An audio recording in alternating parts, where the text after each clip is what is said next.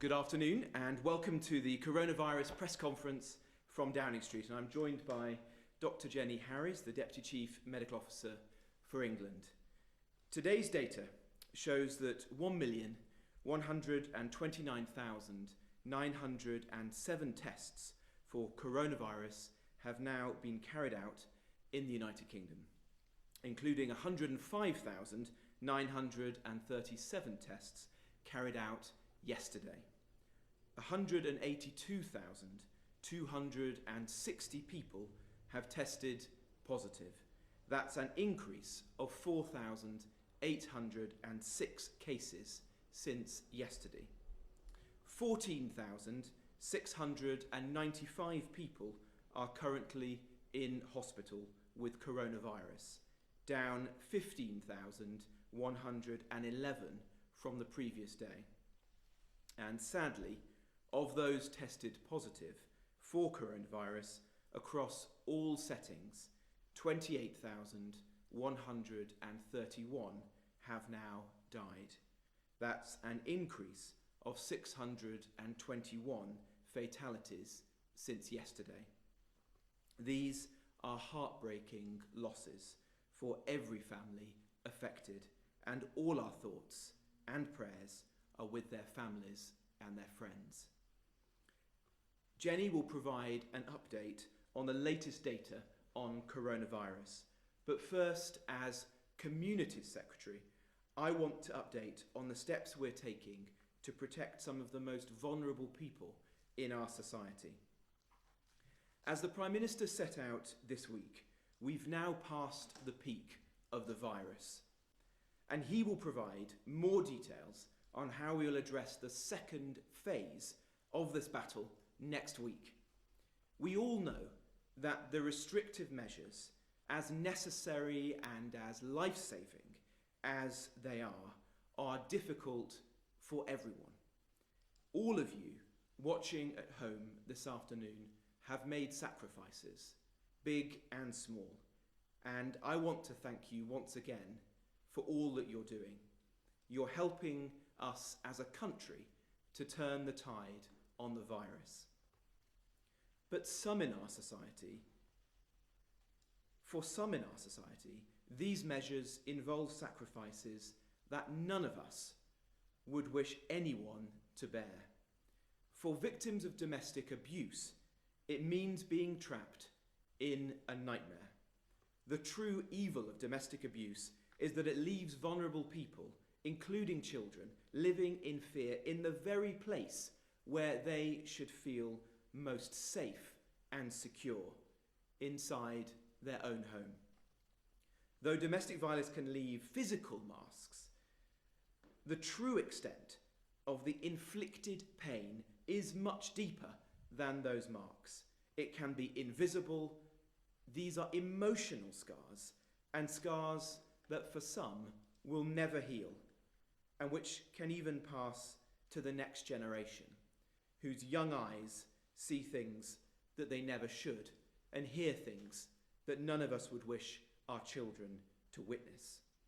As a father of 3 girls, I cannot even imagine women and young children being put in this situation, but they are, and we must be alive to the reality of what is happening in all too many homes across the country. I want us to defend the rights of those women and those children wherever we can, and that is what we're going to do. And this is not a crime inflicted solely on women. It affects men too. This government has already prioritised tackling domestic abuse. The Domestic Abuse Bill, which had its second reading in Parliament last week, is a landmark piece of legislation which will create the first ever legal definition of domestic abuse. And this is important because it holds those responsible to account and gives those suffering at the hands of others more confidence that action will be taken and perpetrators brought to justice. Today, I can confirm that through the Domestic Abuse Bill, the government will also be ensuring that the victims of domestic violence get the priority need status that they need to access local housing services much more easily. This is a fully funded commitment which will mean that no victim of domestic violence has to make the unbearable choice between staying somewhere that they know is unsafe or becoming homeless. This government has been clear that we are determined to break the silence that surrounds victims, to stamp out the stigma and to strengthen our support for survivors. We've already announced an extra £15 million to strengthen our support, and an extra £16 million is going directly to refuge services. But we recognise the extra pressures that are being created due to COVID-19, and that necessitates more support. While the necessary social distancing measures remain in place, it is harder than before for victims of domestic abuse to reach out to their friends, to their family, to colleagues and to neighbours for the support that they urgently need. Today I can announce a package of over £76 million in new funding to support the most vulnerable in society during the pandemic. This funding will help charities support survivors of domestic and sexual abuse. It will support vulnerable children and their families, and it will support victims of modern slavery. This additional support will ensure more safe spaces and accommodation for survivors of domestic abuse and their children, and the recruitment of additional counsellors for victims of sexual violence. And this funding will also help frontline charities to be able to offer different ways of supporting those in need, including virtual or phone-based services. We know that some refuges have had to reduce or even to cancel the services that they would want to provide during the pandemic. This funding will help them to meet the challenges posed in this national emergency and to continue to help those that desperately need support. I'd like to say a word of thanks to domestic abuse charities who are doing so much at this time to help so many people. The Women's Aid Refuge in my constituency is one example, and I'd like to thank Marlene and her amazing team in Newark. People like that do incredible work and deserve all our thanks and gratitude now more than ever before. Where refugees don't have enough capacity to support those in need during the pandemic, some have asked us if they could use hotels or other accommodation nearby on a temporary basis. For example, as move-on accommodation where they judge it to be safe and appropriate to do so. We will work with refugees to make this option available to them if they judge it to be the right one where it's necessary. And thank you also to pharmacies such as Boots, who are providing a safe space for victims of domestic abuse in some of their shops and are training more of their staff to be able to support those people when they come into the stores, so they can safely provide support and contact services for help and advice. And for victims of domestic abuse watching at home this afternoon, let me say once again that you are not alone. You do not have to stay at home. You can and should leave the home if you're in danger. Victims should call 999 if in an emergency, or if you're in danger and you're unable to talk, call 999 and then press 55. Our outstanding police will be there for you. They will help you. And if you need support, please call the National Domestic Abuse Helpline on 0808 2000 247 at any time. Secondly, we've also been working with councils and charities to protect those who have been sleeping on our streets, a group that we know are particularly vulnerable to COVID-19. We set out to bring people in from the streets. So far, more than 5,400 rough sleepers known to councils have been offered safe accommodation in just under a month, ensuring that some of the most vulnerable people can stay safe during the pandemic. This means that over 90% of rough sleepers known to councils have been offered accommodation where they can self-isolate in safety during the crisis. This country is now viewed around the world as having taken one of the most intensive and successful approaches to protecting rough sleepers during the pandemic. This was the right thing to do. By working with charities, local councils, churches, faith groups and volunteers, we've helped to protect thousands of lives.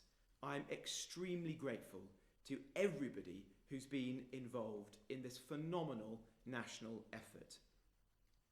Today, I'm announcing that Dame Louise Casey, who is already leading a review into rough sleeping and advising the government on ending it within this Parliament, has been appointed by the Prime Minister and I to spearhead this new government initiative, and she will lead a new task force. In this role, she will oversee our national effort to ensure that the thousands of rough sleepers now in safer accommodation continue to receive the physical and the mental health support that they need while they self-isolate during the pandemic. And she will work hand in hand with councils and with other groups across the country to plan how we can ensure that as many people as possible can move into the long-term, sustainable and safe accommodation that they deserve once the pandemic is over.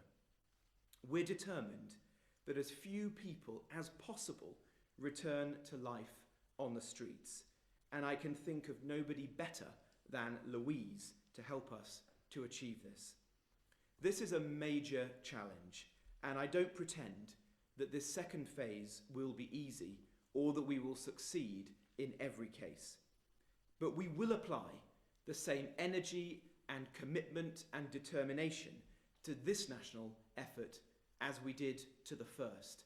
And I'm certain that the charities, the councils, the volunteers, the people across the length and breadth of the country who have achieved so much in the last month will do the same job again. Thirdly, and in closing, I'd like to update you on our shielding programme. For those who have been identified by the NHS as being extremely clinically vulnerable due to underlying health conditions, that's now 1.8 million people in England alone, they have been asked to stay at home with no face-to-face contact outside of their household except for their carers.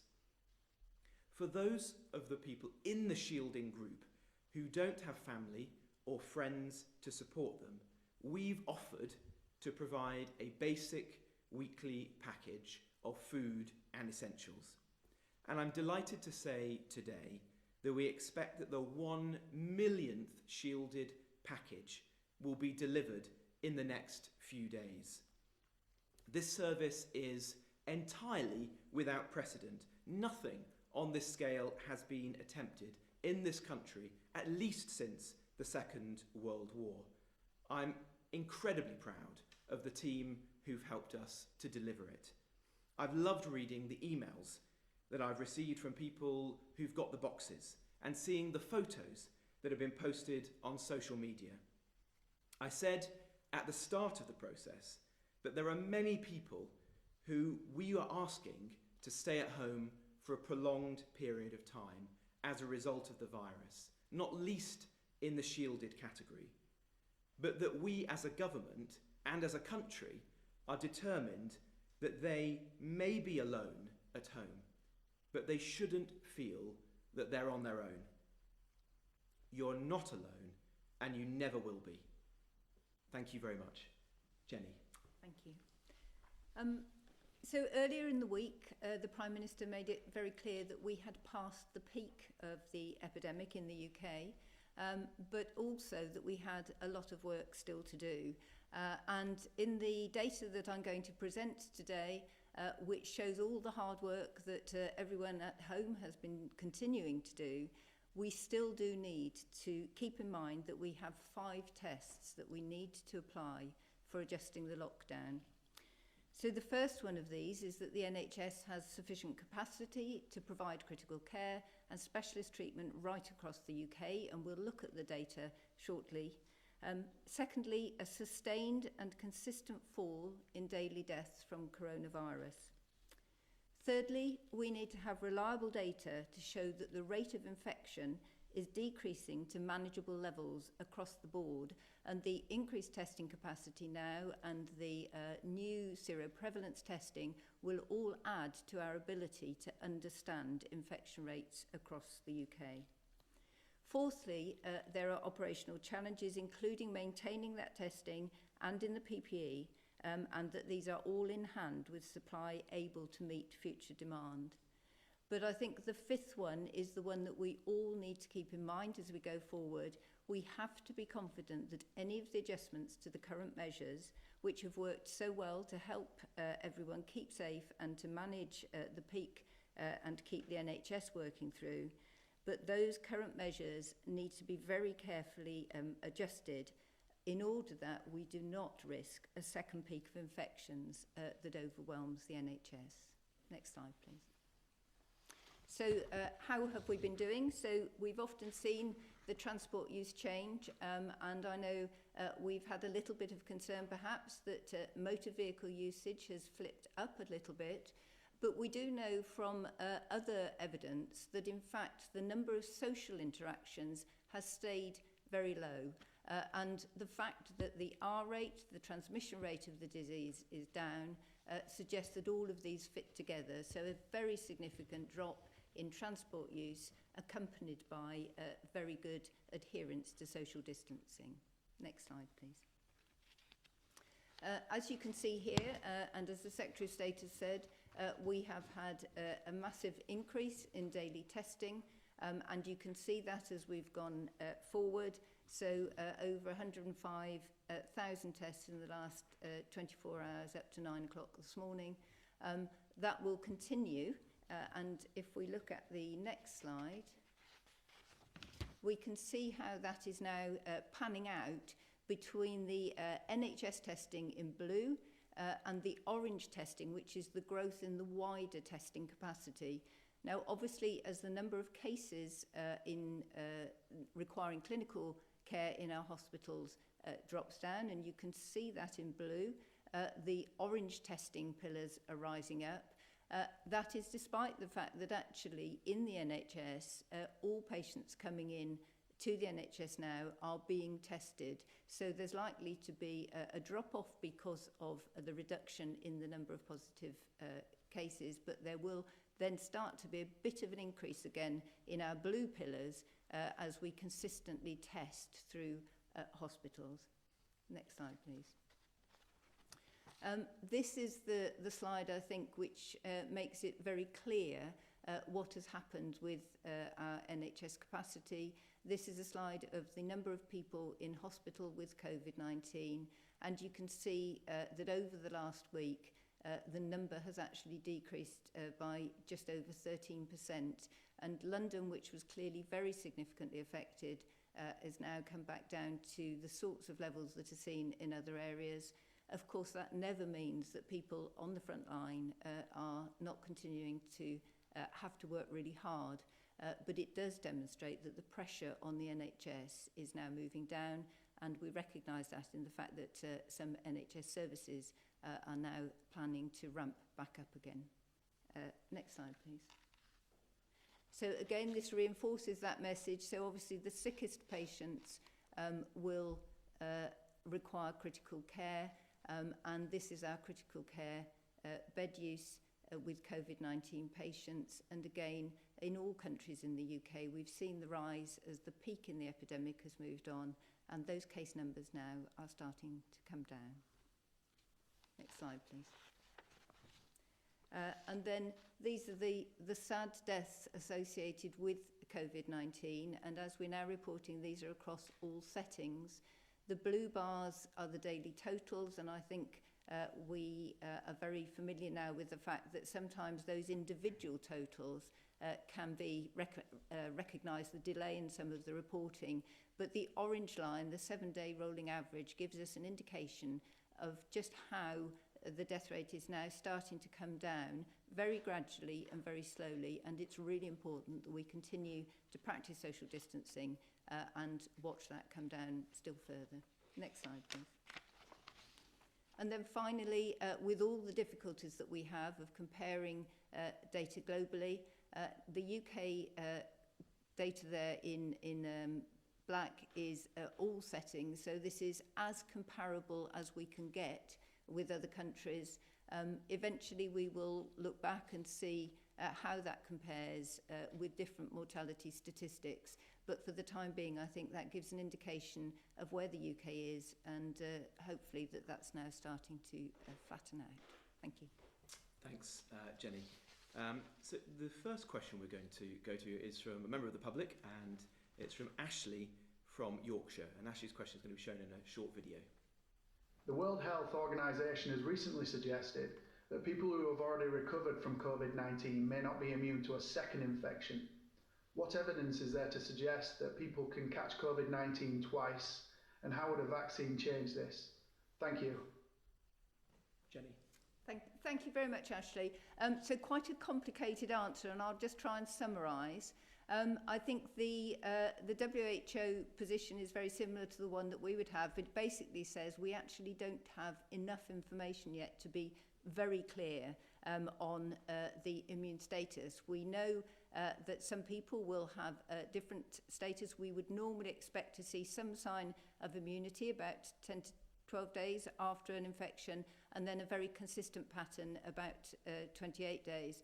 But there's sometimes a delay in different individuals, and we need to study this really carefully as we go forward. Our testing policy and the development of new antibody tests will help us do that. I think there's some good news and some not so good news. So I think, for example, in the elderly, we know that antibody responses can be quite problematic. They tend not to respond as well. So this is clearly a vulnerable group. And so for them, we sometimes have to make different preparations or pay particular attention to vaccination policies. But I think we're also starting to see, with some very small pieces of evidence now from people in this country who have had COVID-19, and we know they have been tested positive, and then we have looked for their antibodies, that a very large percentage of these who've otherwise been pretty well do actually have quite a good response. How long that's going to last, and whether it will just provide an antibody response, say, for one season or for 2 or 3 years ahead, we don't know. So still lots of uncertainties, but I think still a lot of positive hope for a vaccine. Thank you, Jenny. And the second question from a member of the public is from Paul in the East Midlands. And Paul's question is, the Trussell Trust have reported an 81% increase in food parcels to those in desperate need in the last 2 weeks of March alone. What more will the government do to help those who were already in dire need and which has been made worse because of coronavirus? Well, it's a good question from Paul, and we know that the impact of the virus affects us all. It's indiscriminate, but we know that some groups of society are affected particularly seriously. And so the response that the government has taken has been to try to support all of those in society. I've already spoken about those who we've asked to be shielded because of specific clinical conditions, underlying health issues before the advent of the virus. Those individuals have access, if they need it, to the food parcels delivered centrally by government. I'm also working as local government secretary with local councils who have done a fantastic job at bringing together community groups, faith groups and volunteers in different parts of the country to ensure that other vulnerable people, the elderly for example, can get food and medicines and essential supplies that they might need, even if they're not technically within the shielded category. And there are hundreds of thousands of food parcels and other supplies being delivered by them every day all over the country. And if people want to volunteer to support those efforts, then I'd encourage you to get in touch with your local council, who has probably set up a hub to organise that work, or to go onto the Good Samaritan app, at which you can see opportunities to volunteer being posted there. And then, of course, through our economic response, we've set out to try to help as many different people as we possibly can, whether that's through the job retention scheme, to try to ensure that those people who are in work can retain the essential link with their company, so that they can get paid and can return to work when we start to ease the lockdown measures and the economy can bounce back as quickly as possible. For those who were already in the welfare system, we've tried to make that more generous in a number of different ways, through universal credit, through the local housing allowance, for example. And there are other ways that we can take action as well. I've set out today a number of ways in which we're trying to support particularly vulnerable groups, such as rough sleepers on our streets. And as I've said, we've made some significant progress on that. But some of those groups will need consistent support and care from us as a government, from local councils and from society in the weeks ahead. And then obviously in the future, we want to ensure that we emerge from this crisis as strongly as we can and support those people as we begin to rebuild the economy and people's lives more generally. Now, I'm going to turn to the first question from the media, and that's from Chris Mason from the BBC. Good afternoon, Chris.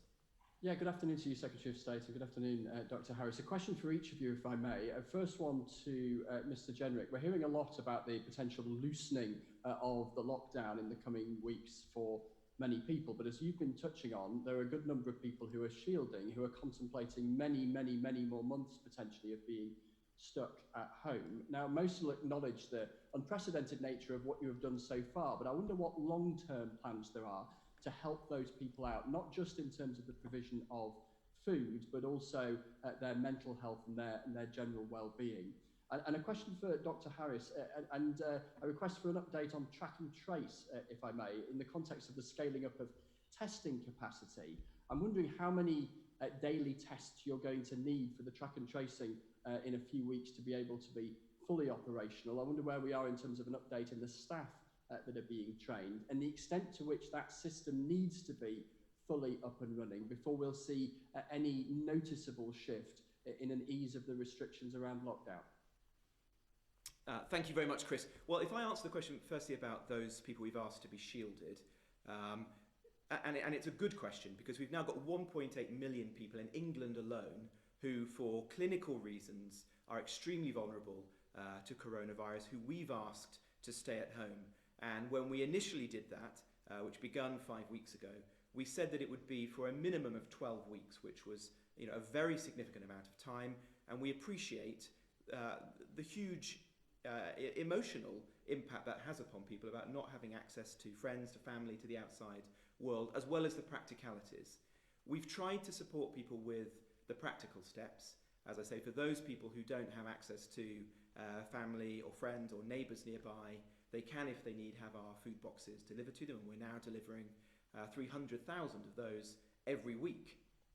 We appreciate that that's a fairly rudimentary service, so we've also helped those people by sharing that data with the major supermarket chains. So if those people would prefer not to receive our food boxes, they can get privileged deliveries from their supermarket of choice. The NHS, through the pharmacy network, is also trying to help them to get access to the medicines that they would ordinarily rely on. And local councils are also being shared the data on who those people are within their local community, so that they can step in and provide more support and more tailored support to those people. So if you have particular medical or dietary requirements and the boxes don't suit you, then local councils can step in and provide a better quality of service to those people. We're also encouraging councils to begin a check-in and chat service, so that we get as many of those people as possible phoned up, usually by volunteers, but sometimes by council staff to just make sure they're okay, they're getting the supplies they need, and if there's anything else that they need, we can try to step in and do that. There's also a concern about people's mental health being confined at home for a long period of time, but particularly those people who don't have anybody else in their household. And so we're working with national charities who have the expertise there to try to support those individuals. I think there's a question about what we do next, and we are thinking about what further steps we can provide to people if they're being asked to stay at home for an even longer period than they already have, and whether there's more that we can do to ensure they get all of the support that they need. I don't know if Jenny has anything you'd like to add to that or answer Chris's other question. Absolutely. So just picking up the shielded group, I think from a clinical perspective, when the epidemic came to the UK, clearly we had limited evidence and we have used first principles and plausibility to understand who we thought would be most at risk. Now, in fact, as time goes on, of course, we get far more evidence, both from overseas and from treating our own patients. And some of that evidence, we're starting to see differential clinical conditions. So, for example, not just respiratory conditions, but issues to do with the immune system and with clotting, for example. So, but we also have a very strong trial process looking at different drugs that might be useful. And in fact, some of the things are giving slightly perverse answers. So, for example, a drug which an individual might normally take, say, for very severe arthritis, which you would expect to suppress their immune system, might actually be quite helpful in the mode of action in COVID-19. So in brief, what we are doing is trying to review that, because we do recognise that asking somebody to stay shielded for their own health protection for a very long period of time, and it may be several months, is quite a difficult thing for them to do. So we're doing two things. One is actually looking at those risks again. Now we have more information and try and build a better, more stratified picture.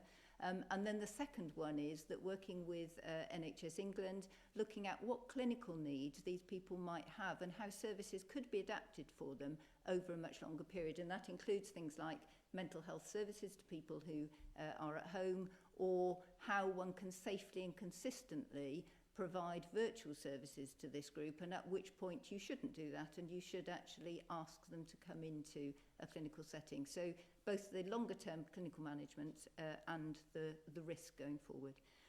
So that probably helps that one. The one around track and trace, so clearly we will want to be testing this going forward in a small way before rolling it out. I think there are still a number of uncertainties, all of which are under consideration. Very exciting in the sense that for viewers who perhaps don't understand the principles, clearly it's about if somebody has symptoms, they take themselves out of society as they would now, but anybody who has been in contact with them in a very anonymised and safe data managed way using a phone app will be alerted. Now, there are some key points here. So the testing one, which you highlighted, clearly we want to have very quick tests. We do not want to be asking contacts to stay isolated for a long period of time if the initial person who triggered the alarm, so to speak, actually turns out not to have COVID. So there's a speed issue. It's also an issue that not everybody will be able to operate a digital system. So elderly people are unlikely, perhaps more so, less likely rather, to be using an app on a mobile phone. So it needs to be a hybrid system.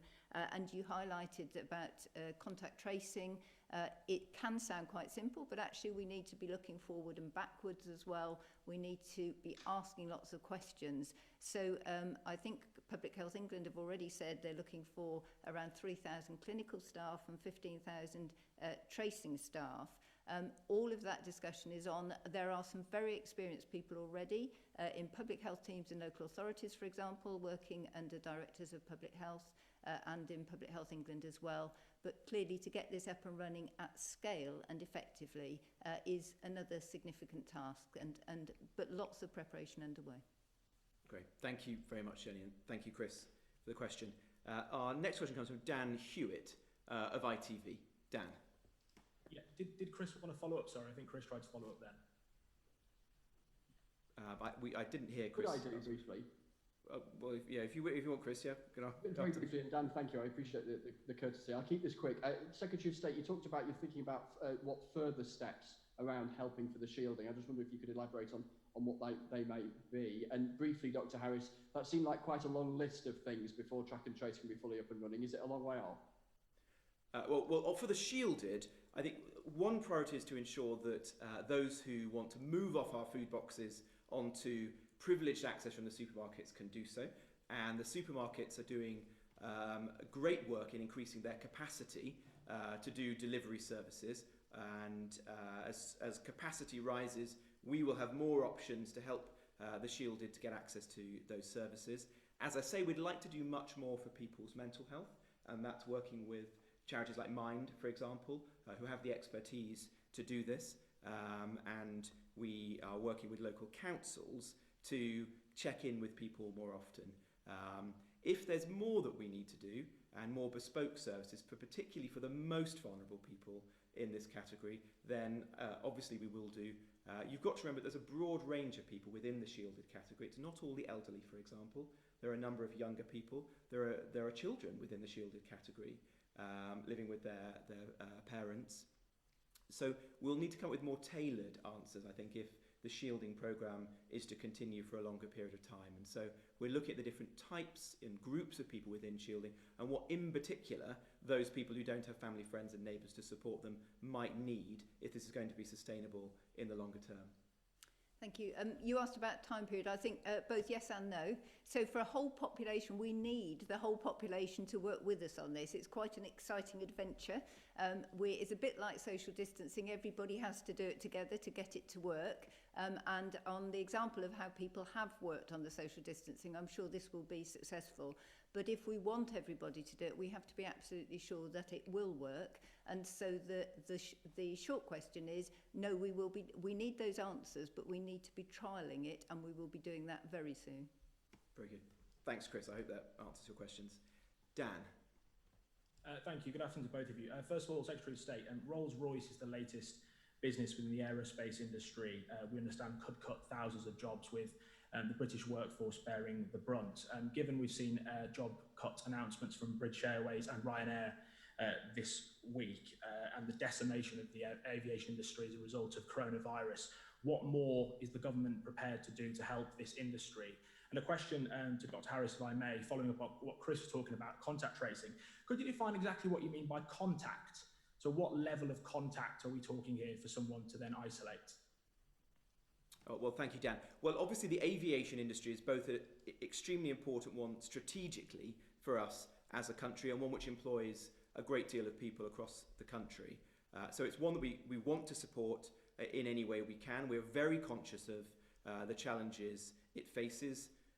Lockdown in the UK as around the country, around the world, is posing enormous challenges to it, and it's grappling with what the longer term demand for its services might be in an age in which social distancing will be important and in which business travel, for example, might be different.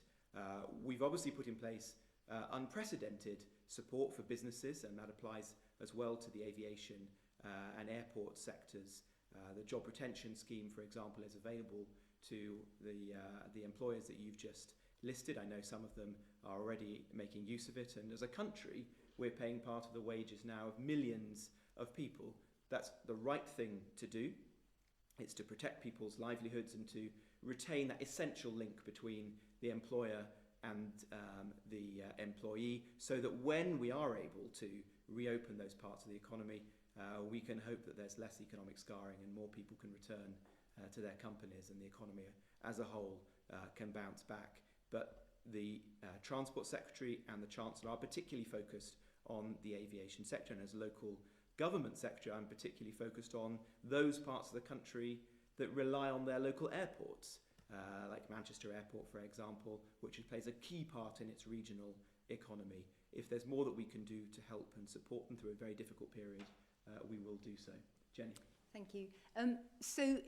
Whether it's COVID or not, any infectious disease, the traditional way, if you like, which is what we will use here but with an app, of trying to contain the spread of the disease, identify those people who may be at heightened risk, at heightened exposure of whatever the infectious agent is. Now, we always talk about close contacts, but a close contact may vary with an individual disease. So if we look back at Ebola, for example, it is a contact transmission. Somebody touches somebody else, body fluids, that is the prime route of transmission. In this case, of course, there is a respiratory risk of transmission. There is also a contact one, obviously, which is why we're all washing our hands as well. But the respiratory route is the prime route into the body for the virus. So there are a number of different categories of contact that we would describe as close contact. So the primary ones usually are people who are living in the same household, and that is, of course, why we have self-isolation and family isolation rules if you're symptomatic. But it may be a particular, if you've been in an environment, so for example, in close face-to-face proximity with somebody who is known to be symptomatic or be positive, that also would be a close contact. And the individual would be at heightened risk of disease. The other issue about it is about the time that you have spent with them and how far away your contact with the individual was. So whether you're close to them in proximity, but actually physically, but equally how long ago you met them, because if somebody had their disease more than 14 days ago for an incubation period of 14 days, you're probably out of that risk. So number of different elements that we look at to classify whether you're a close contact, but all of them the same underlying principle. And what the contact tracing will do on the digital app is identify people who have been in close proximity to a person who declares themselves symptomatic or is positive on testing.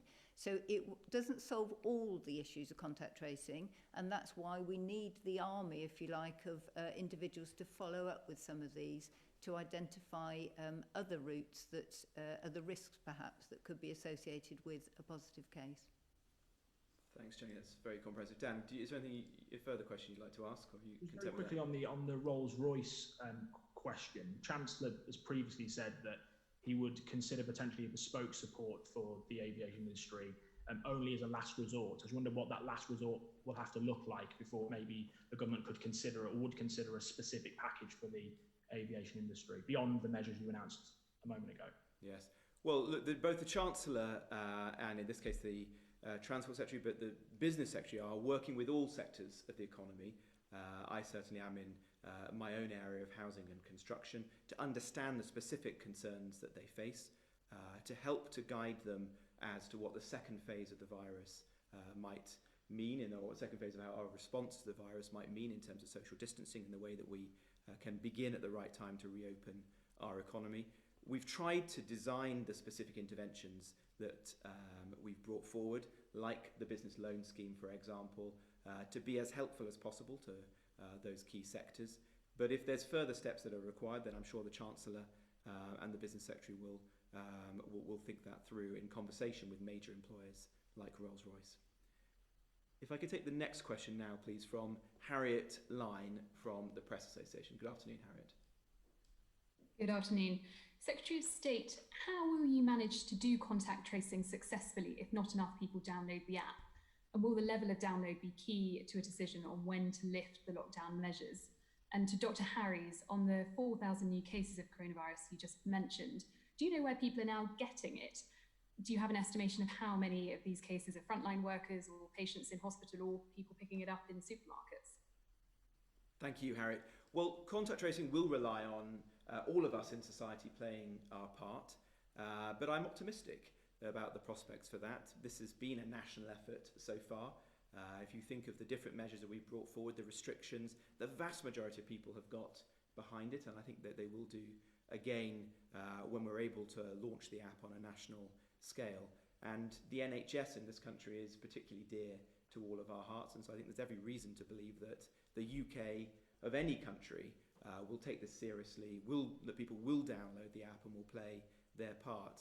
But the app is one important element of contact tracing, but it's not the only one. There will also be, as Jenny has said, the people that we'll be recruiting to be making contact with individuals and those who they've come into contact with. So it will be a multifaceted strategy with the app at its heart, but with well-trained individuals to try to support it as well. Jenny? Thank you. Yes, it's an interesting question. When you have a large number of cases in the community, we have sustained community transmission. It's perhaps not, it's not as easy, but it's also, if we're asking everybody to stay at home, actually doing the individual contact tracing doesn't contain disease. People are sitting at home and containing it themselves effectively. And as you've highlighted, this whole combination of digital apps, contact tracing, and understanding where pockets of transmission are that can be contained potentially as we go forward to get us out of the social distancing measures is really important. There are some areas where we know, and we always look to see what that is, because we will have community elements, but we also know that clearly many cases will be treated in hospitals. So that's one area where we look in detail. We also have a very particular focus on social care environments and care homes at the moment. And then as we get the results from the contact tracing, we will start to understand where the lines, if you like, of transmission are. It's not possible to do that when there are huge numbers of people with the disease in the community. But as we're starting to drop that down, we can follow some of them through. And I think one of the really exciting things, we understand by a number of different routes. So we have an ONS surveillance programme on, understanding not just the prevalence of disease, but trying to look at how that perhaps spreads within families. So we start to build a picture up of how the virus spreads in communities. But I think also there are some genomic studies, so looking at the whole genome sequence, which allows you to see over time where one individual perhaps has passed the same genomic sequenced virus onto the next person. And that is very interesting work. It's still in quite an early phase, and I think we will learn a lot from that. So the whole combined means we start to understand disease transmission and very importantly, how we can contain it going forward. Thank you. Harriet, are you content with that, or have you got a follow-up question for Jenny or myself? Just on those new cases, so you don't have a breakdown of where those people have come from. Presumably they're going to testing centres because they tick one of the boxes. So have you not got data to show whether they're frontline workers and then testing positive? We do. I don't have that data to be able to give that to you at the moment. But clearly, as we do more tests as well, we will get more information back from the testing in an anonymised way to understand actually where the prevalence of disease is heightened. So yes, absolutely, we do look at this, and there are a number of subgroups, nosocomial, so that's infection spread, if you like, in care settings and in care homes, where we're absolutely focusing on that because we're looking for any opportunities to interrupt transmission and make sure people are kept safe. That's right, and we have a particular focus on care homes and ensuring that the tests are getting to those people who need them there, and that's both the tests that are delivered to people's homes, which is the most accessible way of getting a test, particularly if you're a busy care home worker, but also using the mobile units. And so in scheduling the mobile units progress around their local areas, we're ensuring that local councils and the local resilience forums play a part so that they come to locations which are actually accessible to people who are working in care homes. And more of those units will be available next week, and will be particularly focused on trying to ensure that not just capacity is there, but it's actually readily available and accessible to those people who need it the most. An important category of which will be care home workers and residents. Thank you. Our next question comes from Toby Helm of The Observer. Toby. Hello, a question for the Secretary of State first of all. It seems like an age ago, but it was a few weeks ago that Sir Patrick Vallance and Professor Whitty were telling us that we were much more likely to catch coronavirus having a pint with our mates in the pub than we were to go to an outdoor mass gathering football match. Can we take it from that, therefore, that as we consider measures to ease the lockdown, that we're likely to see permission given for mass gatherings to resume before we will see permission for pubs to reopen? And if not, why not? And a question for Dr. Harris, if I may, just following up from my colleague from the Press Association there. Can we assume that the number of new cases of infection, which are quite high, I see today, that there is a much higher proportion of new cases among frontline NHS and care home workers than the general public at large? And what does that tell us about our failings in delivering PPE on time to those workers? Thank you, Toby. If I answer your question to me first, before handing over to Jenny, the Prime Minister has said that now that we have passed the peak of the virus, it's the right time for us to begin to consider how we should be responding as a country in the next phase. And he's going to be setting out next week in more detail our thinking in that area. And to inform and advise him, across government we have been thinking about different settings, whether that's in the workplace, on public transport, in schools or outdoors.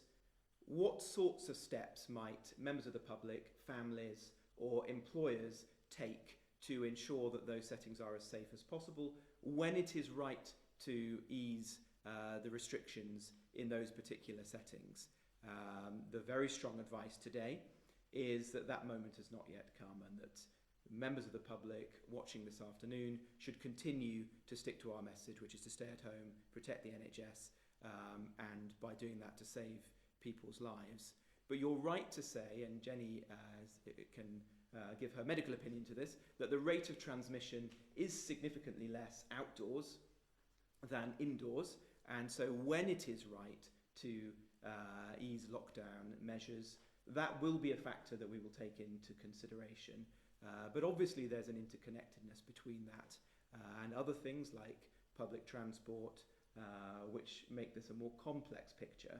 And that's the type of analysis that's now being done across government, informed by SAGE and the medical experts, so that the Prime Minister is in the right position to make those decisions at the right time. Jenny. Thank you. It's probably quite a helpful example for explaining to people these apparent discrepancies in advice or understanding. The real trick in your question is whether you go to the outdoor event via the pub or whether you leave the pub journey out of it. So the virus itself will not survive as long in the outdoors, ultraviolet, all sorts of things. So generally outdoor environments are safer, and you'll see from a lot of our advice, people who are inside, we suggest that they open the windows and let fresh air in. So generally outdoor environments are safer. But it depends how you go to your outdoor environment and what you do. So if you go as a family unit and sit in one place and you've got the same exposure there that you would in your house at home, that's probably quite a safe environment. If you go with a whole load of friends that you haven't seen from before the coronavirus lockdown, sit in a pub in a very small environment, lean well over each other on the table and stay there for some hours face to face, that's really not a good thing to do. And I think sometimes people will get confused with the activities that they do before the event and then the event itself. The other example, of course, is people all piling into cars together, and that is a potentially high risk. If it's your family unit, you're all exposed to the same as you would be at home. But if you pick up all your mates on the way to the outdoor event, not a good thing at all. So don't go to the pub on the way is probably the one to reduce your risk, although I recognise that everybody is wanting to do that. You were talking about new cases, I think, and the proportion. So I think as a doctor, if I go to work in a clinical environment, I recognise that my risk generally, whether it be COVID or other diseases, is higher simply because we are treating patients with illnesses. And we do recognise that there will be some transmission potentially within healthcare settings, and that does apply. And I think we're starting to see very strong evidence, both from internationally but also very specific initial studies we've done in this country around care homes, which is why we have such a strong focus on care homes. And there is an issue in care homes. There's a particular issue because the residents themselves may not show the same symptoms that we might have, and maybe not show them as early as younger people. So yes, we do expect to have higher rates, and yes, there are studies ongoing. Clearly, if infection prevention control measures in healthcare environments are not good, and that's not just about PPE. PPE is an important part of it, and we need the PPE at the front line, but it is also about systematic processes of managing infection, because when we're using PPE, it sits on this background of continuously washing your hands, disposing of things carefully and safely. So PPE is an important element, but it will not be the only one, and we are looking across different healthcare settings to see if we can identify where there are particular risks perhaps. There's quite a lot of variation. Thanks, Jenny.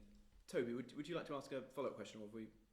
Just very quickly, because I know everybody's on deadline, but just to the Secretary of State, so could we therefore, would it be right to assume that we might expect greater and faster relaxation of sort of outdoor socialising rules than indoor socialising rules? Well, we're going to be setting out our thoughts next week on that, so I can't go into much further detail on that for you now, but obviously we'll be guided by the scientific evidence, and as you've heard from Jenny and myself, there is evidence that outdoor settings are better, but it's highly interconnected with other factors, as Jenny elaborated very well, including how you get there, and whether you're mixing with people outside of your own household. So it's not quite as simple as it might seem at first glance. For now, as the measures are certainly still in place, we're very focused on, are there safe things that we can do which do make the lockdown more bearable and livable for people, and those often are outdoor activities. So, for example, we've worked very hard to ensure that all parks are open, and all bar a handful in the country are now open, that people can go visit cemeteries and graveyards to see their loved ones' graves, and that, for example, you can go and visit the local tip and take your rubbish and recycling there, as long as you do so safely, only with your household and observing social distancing measures. So the more things we can do that make the lockdown more bearable and more socially just, we will do. Thank you very much, Toby. And the next question is David Williamson from the Sunday Express. David. Thank you. Secretary of State, how seriously is the government investigating concerns that China may have been less than transparent when coronavirus first appeared? And if it's shown that this actually hampered efforts to prevent a global pandemic, will Britain be at the forefront of the bid to claim billions in reparations? Well, thanks, David. Well, as the Foreign Secretary and the Prime Minister have said in the past, at the moment, as you would expect, we are 100% focused on trying to tackle coronavirus. That's what all parts of government, as indeed many other people across the country, are focused upon, and that's the right thing to do. There will come a time when we will want to analyse the origins of the virus in detail and consider the actions of other countries. But that's not now. The task for us as a government now is to ensure that we get the United Kingdom through the virus as best as we possibly can, and to work internationally with our friends and partners who want to come together, whether that's on vaccine research, and we're one of the world's leading contributors to that, or the international supply of equipment like ventilators and PPE, which includes very important imports to the UK from China. But we will want to consider what's happened carefully in the future. And if I could just follow up on that, our polling shows that there is huge unease about the idea of going back to normal life. And there's even been suggested that perhaps the government's campaign has been a little too successful. How would you persuade people to overcome their fear about venturing back into normal life? And to save the economy, will the message essentially be stiffen your upper lips and go forth to shop? Well, look, the good news is that the message that was crafted by scientists and leading medics like Jenny and her colleagues has been listened to by the vast majority of people across the country. People did adhere to the restrictions, although they were very difficult for people's lives. We heard earlier in this press conference that 1.8 million people have been asked to stay at home with almost no face-to-face contact outside of their household, and yet most of those people appear to have done it to protect themselves and to protect the rest of the country. We're going to think carefully, and the Prime Minister will be saying more about this next week, about how we can approach the next phase of the virus, and again we'll be guided by medical opinion. And I think you heard when the Prime Minister spoke at the press conference the other day that we will be taking a careful, cautious approach to that, because the overriding objective is to ensure that the rate of transmission remains below 1, that we build in some headroom there to protect the NHS and ensure that it doesn't get overwhelmed at a later phase by a second peak.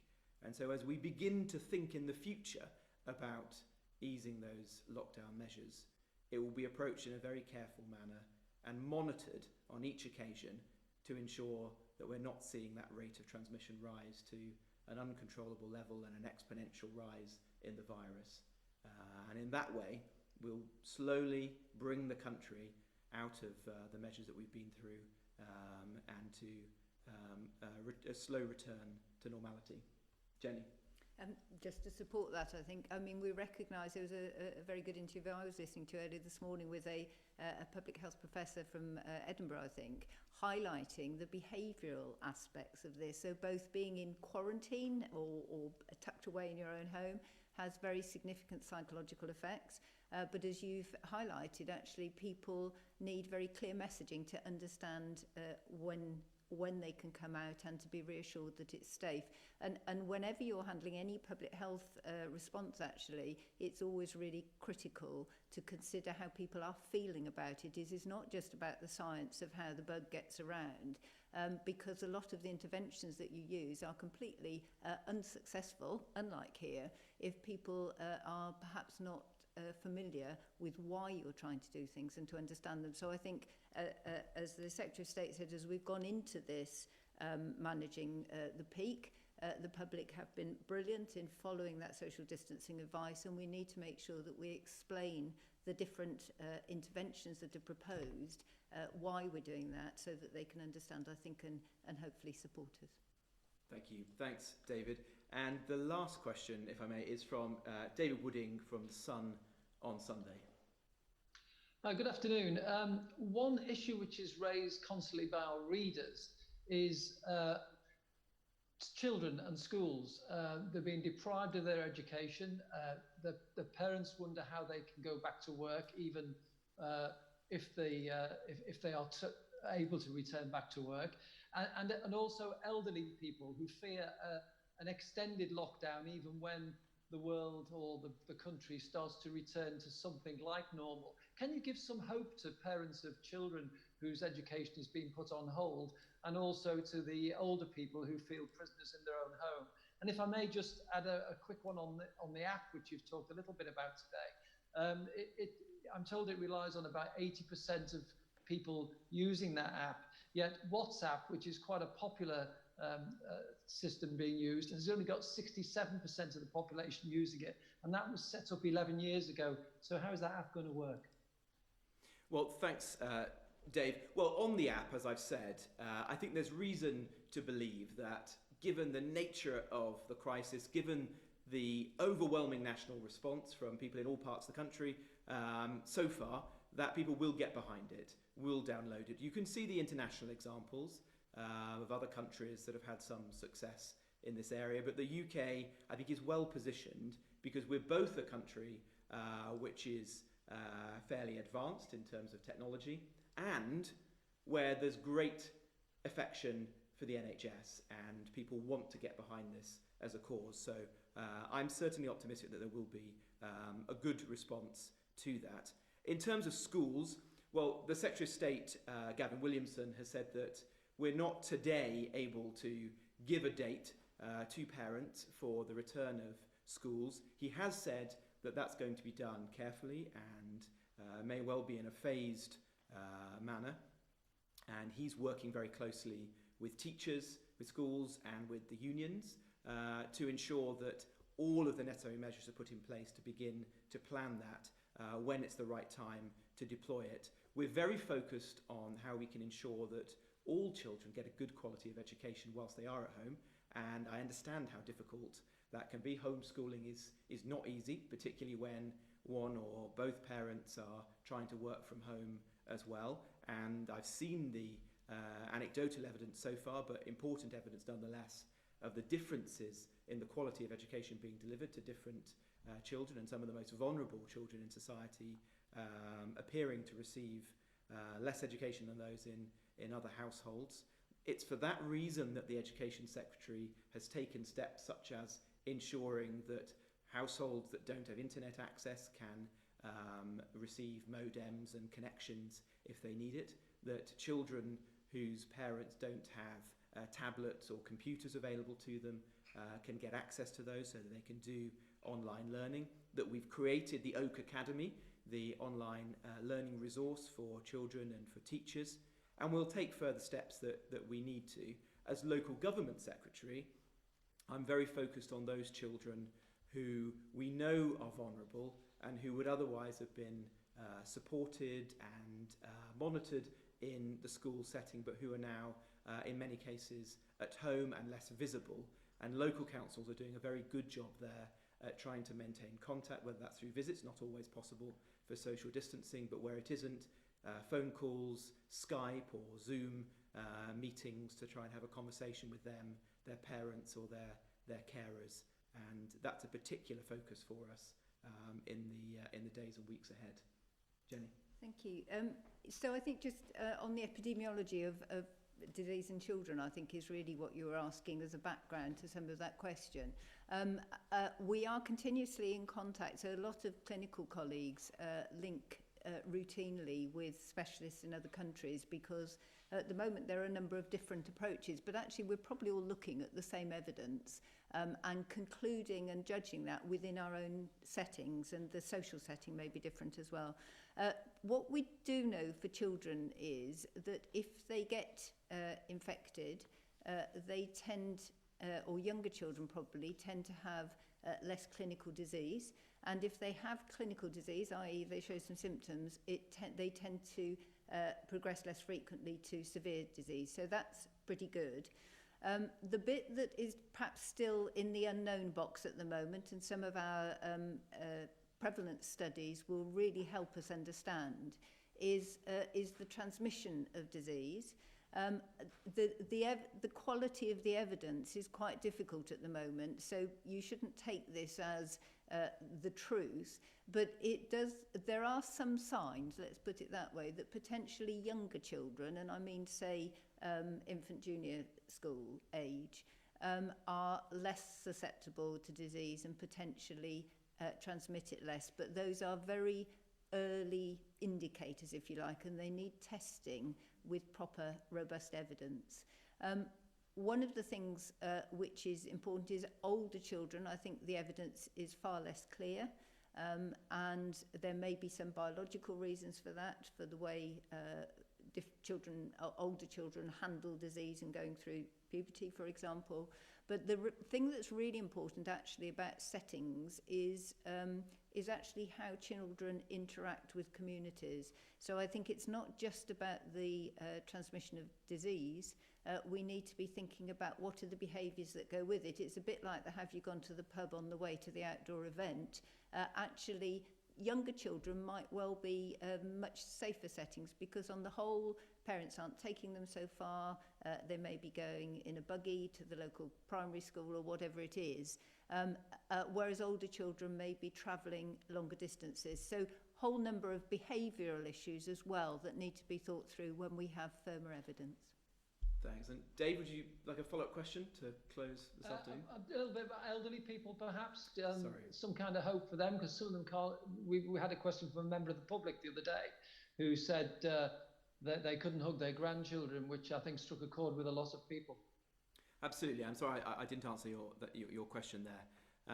Look, I think it's very difficult for those people who we've asked to stay at home, and that's both the shielded, who have the extreme clinical reason to stay at home to protect themselves, but also just the many, many other people who, having taken our advice, have chosen to stay at home. And we want to be able to offer them the hope that we're getting through this and there's going to be, in time, a return to normality. I think the fact that we've passed the peak is great, and that's as a result of all of the hard work that people have put in across the country, those working in the NHS and social care on the front line, but also the millions of people who've chosen to stay at home, not least the elderly. From our part in central government, what we're saying is that we're going to do everything we can to continue to support them, whether that's through the delivery of our food boxes, 1 million of those delivered already, ensuring that they get the medicines that they need, ensuring that people are phoning them for their mental health. And if there's further steps that we need to do to help to make life for that group of people more bearable, more livable, more humane in the weeks and months to come, then absolutely we'll do that. Jenny, is there anything you would like to add? I don't think so. I think it refers back to the old point. Obviously, if we have more evidence as that grows and we can use that, for example, perhaps with younger children and transmission, then we can perhaps make different recommendations. But just to, it is important, I think, that older people, it is very clear that they are generally at increased risk, and particularly people with specific underlying conditions who've been advised to shield. It's for them to choose, but I think we all want to make sure that they stay safe. So while we are over the peak, but we're not out of it by a long way, and so we would still advise them to keep taking those precautionary steps.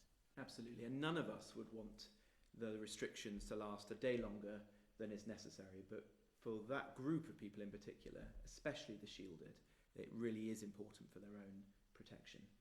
Thank you very much, Dave, and thank you to everybody watching at home this afternoon.